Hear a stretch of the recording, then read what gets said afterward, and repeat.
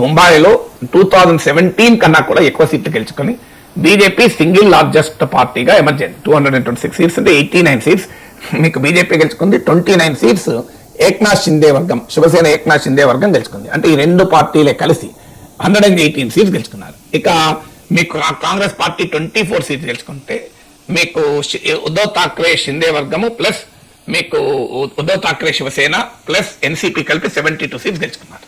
So ఒక రకంగా clear గా బీజేపీ ఎమర్జ్ అయింది. దీంట్లో ఇండికేషన్ ఏంటి అనేది ముఖ్యం. ఎవరు గెలిచారు, ఎంత గెలిచారు, లోకల్ బాడీస్ అంతా పొలిటికల్ సిగ్నిఫికెన్స్ ఉండదు. కానీ ఇంట్రెస్టింగ్ థింగ్ ఏంటంటే పవార్లు ఏకమైన బీజేపీని ఓడించలేకపోయారు. ఉద్ధవ్ ఠాక్రే, రాజ్ ఠాక్రేలు ఏకమయ్యారు. అయినా కూడా ప్రజలు తిరస్కరించారు. సాధారణంగా ఠాక్రేలు ఏకమైతే ముంబైలో తిరుగు లేకుండా ఉండాలి. అయినా కూడా ప్రజలు తిరస్కరించారు.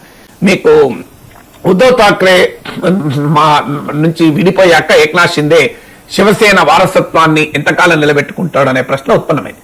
కానీ ప్రజలు క్లియర్ గా వారసత్వ రాజకీయాలకే పట్టం కడతారనేది తప్పని తెలిపింది. మీకు బాలాసాహెబ్ ఠాక్రే కొడుకైనా కూడా ఉద్ధవ్ ఠాక్రే, రాజ్ ఠాక్రే, ఠాక్రేల కుటుంబాన్ని కాదని ఏక్నాథ్ షిందే నాయకత్వం శివసేనకు 29 సీట్స్ వచ్చాయి. మీకు ముంబైలో మామూలు విషయం కాదు. ఎందుకంటే ముంబైలో బాల్ ఠాక్రే ఉన్న రోజుల నుంచి కూడా శివసేన కంచుకోట. మీకు మీరు అన్నట్టు 28 ఇయర్స్ గా శివసేన చేతుల్లోనే ఉంది. 2017 లో కూడా శివసేన ఆధిపత్యం ఉంది.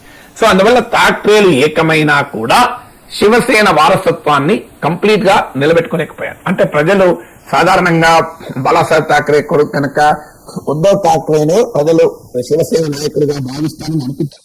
కానీ మహారాష్ట్రలో ఎన్నికలుగా అసెంబ్లీ ఎన్నికలు, లోక్సభ ఎన్నికలు, ఇప్పుడు మళ్ళీ స్థానిక ఎన్నికలు, ఈ 3 ఎన్నికల్లో పోయింది ఏంటంటే ప్రజలు పూర్తిగా వారసులకే పట్టం కట్టడం లేదు అని. ఇది very serious message for all the regional parties. మీకు అజిత్ పవార్, శరద్ పవార్ ఏకమయ్యారు పూణే, చించవాడ ఈ ప్రాంతంలో.